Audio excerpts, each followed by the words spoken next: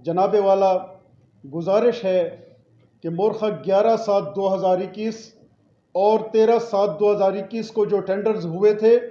महकमा public health में, और उनमें से 60 ठेकेदारों में से 56 ठेकेदारों को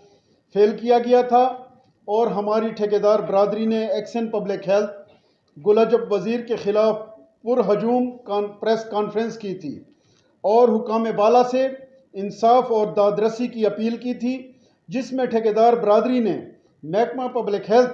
के अफसरान, एक्शन और एससी के ज़ालिमाना इक़दाम के ख़िलाफ़ आवाज़ उठाई और दादरसी की अपील की। लेकिन एक्शन गुलाजब वज़ीर जो कि नायबज़दा भी है और महकमा एंटी करप्शन DI खान में उसके ख़िलाफ़ FIR दर्ज है और बेल बिफोर अरेस्ट की हुई है उसने, और उसका 2/9/2021 को यहाँ से तबादला हो चुका है। ये उसके ट्रांसफ़र आर्डर हैं, ये आपके सामने हैं। DI खान से पेशावर उसकी ट्रांसफ़र हो चुकी है, लेकिन ये करप्शन का बेताज बादशाह अपनी कुर्सी पर विराजमान है। और इसके अलावा एक्सेल गुलाजब ने SC पब्लिक हेल्थ की मिली भगत से 1/9/2021 को अपने मनपसंद ठेकेदारों को वर्क आर्डर, इन कामों के वर्क आर्डर 0.14 बिलो पर जारी कर दिए हैं, जबकि हमारे टेंडर फॉर्म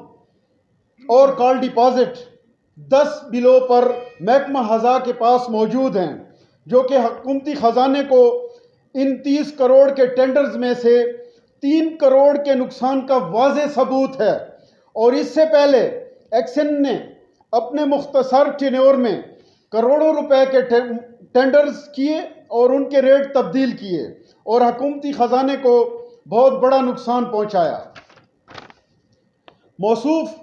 दीदा दिलेरी से कहते हैं कि मेरे हाथ बहुत लंबे हैं और मेरा तबादला मनसूख हो जाएगा, क्योंकि मैं पैसे देकर आया हूं इस कुर्सी पर, लिहाजा वो नए तैनात होने वाले एक्शन को चार्ज नहीं दे रहे। हमारी आप जनाब से इल्तिजा है कि एक्शन गुलाजब वज़ीर का तबादला मनसूख न किया जाए, बल्कि इसके ख़िलाफ़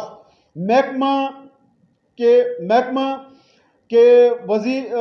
और ज़िम्मेदारान जो इसके साथ मिले हुए हैं तमाम के ख़िलाफ़ सख्त इंक्वायरी की जाए।